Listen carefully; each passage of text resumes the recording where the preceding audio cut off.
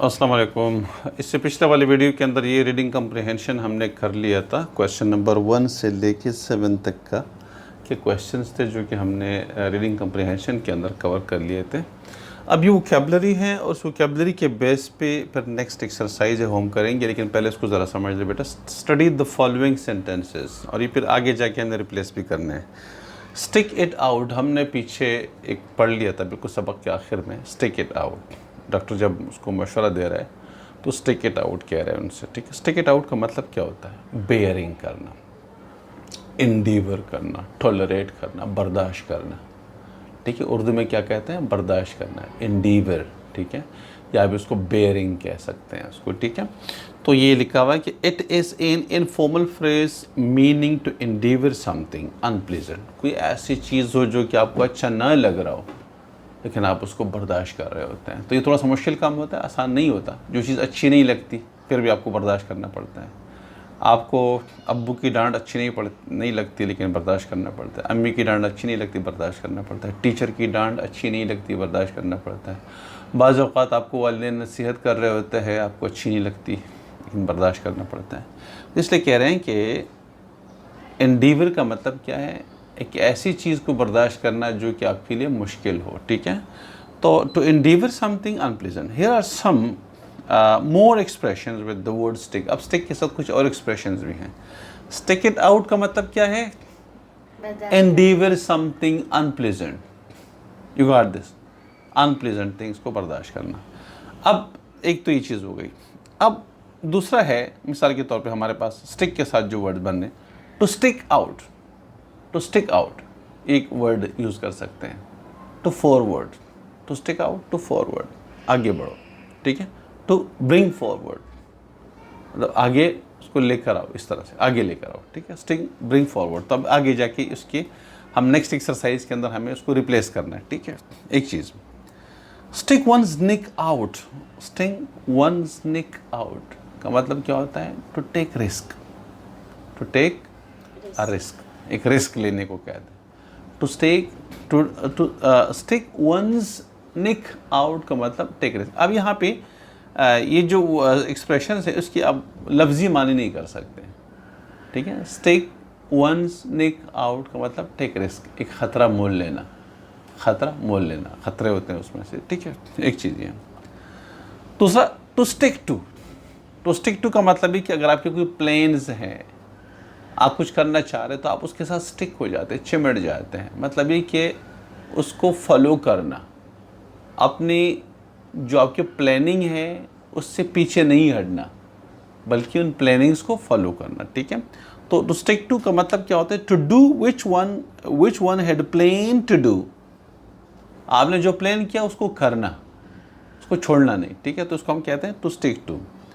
Okay, to stick by और with, किसी के साथ खड़ा हो जाना, मतलब किसी तकलीफ़ में, किसी मुसीबत में, किसी परेशानी में किसी के साथ किसी को सहारा देना, किसी का साइड लेना, ठीक है, उसको कहते हैं। तो यहाँ पे आ जाएगा स्टे क्लोज और फेथफुल टू समबडी और समथिंग, किसी के साथ वफादार रहना और किसी के साथ खड़ा होना, उसकी हेल्प करना, ठीक है। इसको हम क्या कहते हैं? स्टिक बाय और स्टिक विद। तो ये कुछ अल्फाज हैं और अगले एक्सरसाइज के अंदर इनको हमने कुछ वर्ड से रिप्लेस करना है इनकी जगह पे, ठीक है। तो ये अगली एक्सरसाइज हमारे पास ये वाली है, इसको ये ज़रा अब श्योर ये वाली हमारे पास। अच्छा, हमने ये जो एक्सप्रेशन पीछे पढ़ लिए, अब हमने यहाँ पे इस एक्सरसाइज के अंदर इसको रिप्लेस करना है, ठीक है। Rewrite each of these sentences by replacing the underline words with a suitable expression from the list of the previous page. जो हमने पीछे स्टिक आउट और स्टिक बाय और, ठीक है, टू स्टिक टू वगैरह ये जो हमने पढ़ लिए, अब यहाँ पे उनको रिप्लेस करना है, ठीक है। The matron was not ready to take any risk. हाँ, टेक एनी रिस्क का क्या था? मतलब हमने यहाँ पे जो किया हुआ था स्टिक वंस निक आउट, ठीक है। तो हम इसकी जगह क्या लिख लेंगे? The matron was not ready to stick one's neck out, to stick one's neck out, so she refuse to comment on her colleague's action. तो the matron was not ready to stick someone's neck out, ठीक है, या to stick one's neck out, ठीक है.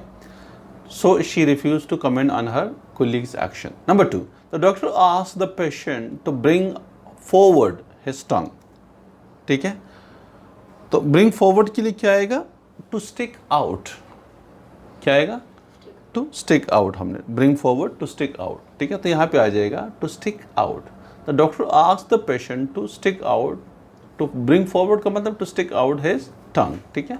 If you make a promise, you must do what you have stated to do. अगर आपने कोई promise किया हुआ है किसी के साथ, तो फिर कहते हैं you must do, आपने वही कुछ करना है जो आपने promise किया हुआ है, ठीक है. तो इसका मतलब क्या होगा? To stick to. To stick to. तो क्या if you, देखिए यहाँ पे कहीं पे लिखा भी होगा, देखिए जैसे हमने ये किया होता ना, to do what one had planned to do, ये वाला, ठीक है. तो हमारे पास क्या आ जाएगा? टू स्टिक टू आ जाएगा. अब ये आ जाएगा आपके पास, if you make a promise you must stick to, you must stick to आपके पास आ जाएगा, ठीक है.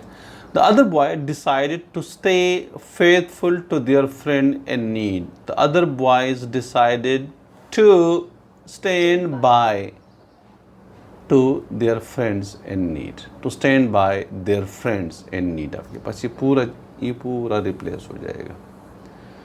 Decided to stick by their friends in need. तो ये आपकी एक्सरसाइज जो थी जिसमें हमने पहले वोकैबुलरी पढ़ी थी, एक्सप्रेशन पढ़े थे, आपने उसको रिप्लेस करने, ठीक है. तो ये देखिए उसकी मीनिंग भी यही आ गई, ठीक है. आपने ये मीनिंग्स याद करनी है बेटा, ठीक है. ये याद करनी है, कोशिश करें कि इनको अपने रोज़मर्रा लाइफ में ना कुछ इसकी प्रैक्टिस कर दिया करें ताकि आपकी ज़बान पे आ जाए ये चीज़ें. ये बहुत इंपॉर्टेंट चीज़, अगर लैंग्वेज सीखनी है तो बहुत इंपॉर्टेंट होता है, ठीक है. अब नेक्स्ट हमारे पास प्रोनाउंसिएशन है. ये ग्रामर पार्ट है, हम इसको भी कर रहे हैं बेटा. प्रोनाउंसिएशन हम वर्ड्स को कैसे प्रोनाउंस करते हैं, वर्ड्स को प्रोनाउंस करने का, जैसे सैटरडे, संडे, मंडे, ये प्रोनाउंसिएशन है. वेंसडे, कुछ लोग कहते हैं वेडनेसडे, गलत होता है. वेंसडे, डी बिल्कुल साइलेंट होता है. तो यहाँ पे प्रोनाउंसिएशन का मतलब कि how can we express a word, हम एक लफ्ज़ को का इजहार, हम इस लफ्ज़ को बयान कैसे कर सकते हैं, प्रोनाउंस कैसे कर सकते हैं. A syllable is a single unit of speech usually containing a vowel. A syllable can be a whole word as in these words. देखिए syllable क्या, सबसे पहले आप syllable को समझ लें. syllable जो है कहते हैं कि नॉर्मली बता रहा है कि a single unit of speech, single unit of speech. अब मैं ये बताता हूँ किस तरीके. यूजुअली कंटेनिंग अ वॉवल, आमतौर पे कंटेन उसके अंदर एक वॉवल होता है, ज़रूरी नहीं है लेकिन वॉवल होता है. A syllable can be a whole word as in these words. Bag, bag, कैसे पढ़ेंगे? Bag, ठीक है. ये एक ही आपके पास syllable होता है. या small, small, एक ही आपके पास आ रहा है. Black, black, ठीक है.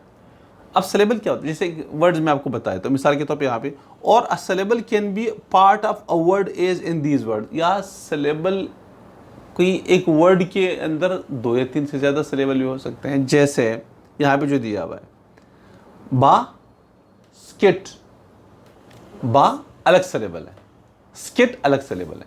सिलेबल वो पार्ट होता है जहाँ पे जोर दिया जाता है, जहाँ पे जोर दिया जाता है थोड़ा सा. नहीं बेटा, इसका अलग अलग आपको बताना पड़ता है. दिसंबर, 3 चीज़ें हो गई.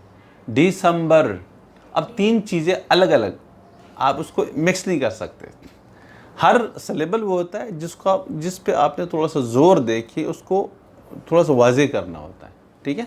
जैसे यहाँ पे आ रहा है ना, बा अलग है, स्केट अलग है. बास्केट 2 पार्ट्स हो गए, 2 सिलेबल हो गए, ठीक है. इस तरह से इंजन एक नहीं है, इन अलग है, जन अलग है. इंजन नहीं पढ़ सकते. इंजन. रिमेंबर 3 सिलेबल हो गए. अब रिमेंबर एक वर्ड है, लेकिन उसके अंदर सिलेबल कितने? 3 है. रिमेंबर 3 सिलेबल है आपके पास, ठीक है. तो ये आपके पास इस तरह से. In English every word takes a stress, जिसको हम कहते हैं, इसके ऊपर हम क्या कहते हैं? स्ट्रेस, जोर लगा दिया जाता है थोड़ा सा. ऑन वन और another syllable the stress syllable is said with greater force. जो स्ट्रेस सिलेबल होता है उस पर थोड़ा सा जोर दिया जाता है, ठीक है, जोर। The unstress syllable therefore become weak. जो अनस्ट्रेस सिलेबल होता है वो क्या हो जाता है, वीक हो जाता है, ठीक है, कमज़ोर हो जाता है। The stress syllable is shown by a vertical mark in front of it is in these word. देखिए एक स्ट्रेस सिलेबल होता है जहाँ पे बहुत ज़्यादा जोर दिया जाता है, और जिस पे जोर नहीं दिया जाता वो वीक सिलेबल होता है, तो थोड़ा सा डिम हो जाता है। जैसे यहाँ पे टीचर, अब देखिए टीचर वीक सिलेबल है, चर वीक सिलेबल है, टी देखिए जोर दिया जाता है, टीचर है ना। अब आप उसको टी को स्लो मतलब कम स्ट्रेस कर ही नहीं सकते। टी जब बोलेंगे तो लाजमी उसके ऊपर जोर देना पड़ता है, टीचर। अब छर के ऊपर खास नहीं, टीचर टीचर। अब टी अभी कितना जोर में दे रहा हूँ, टीचर, ठीक है, इस तरह से। अब अब इसमें जो आपके पास जो आ रहा है मार्क आ रहा है, रिमार्क रिमार्क। अब री के ऊपर इतना जोर नहीं है, रिमार्क, ठीक है। अगेन अगेन, जी के ऊपर ज्यादा जोर दिया जा रहा है, again again, you are coming again again, ठीक है। यहाँ पे जो जी गेन है इस पे ज्यादा स्ट्रेस दिया जा रहा है। इलेक्ट्रिसिटी, अब देखिए बाकी के ऊपर नहीं है लेकिन टी के ऊपर बहुत ज्यादा जोर दिया जा रहा है। इलेक्ट्रिसिटी इलेक्ट्रिसिटी इलेक्ट्रिसिटी, तो ये सारे वैसे इलेक ये भी एक सिलेबल है, ट्रिक ये भी एक सिलेबल है, और टी भी सिलेबस है। इलेक्ट्रिसिटी ये भी सिलेबल्स है, लेकिन जिसके ऊपर स्ट्रेस दिया जा रहा है वो आपके पास यहाँ पे ट्रिक आपके पास आ रहा है, ये वाला पार्ट आपके पास आ रहा है, ठीक है।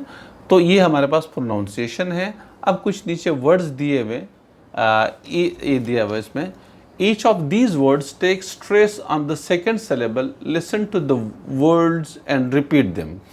About about, admit, ago, advance, before, ठीक है, begin, between, beyond, collect, complete, control, decide, ठीक है। तो ये उसका कुछ प्रोनाउंसिएशंस है जो कि वर्ड्स को हम कैसे प्रोनाउंस कर सकते हैं, ठीक है। इस एक्सरसाइज का बाकी हिस्सा इंशाल्लाह फिर हम अगले वीडियो के अंदर डिस्कस करेंगे। अभी के लिए इतना काफ़ी है।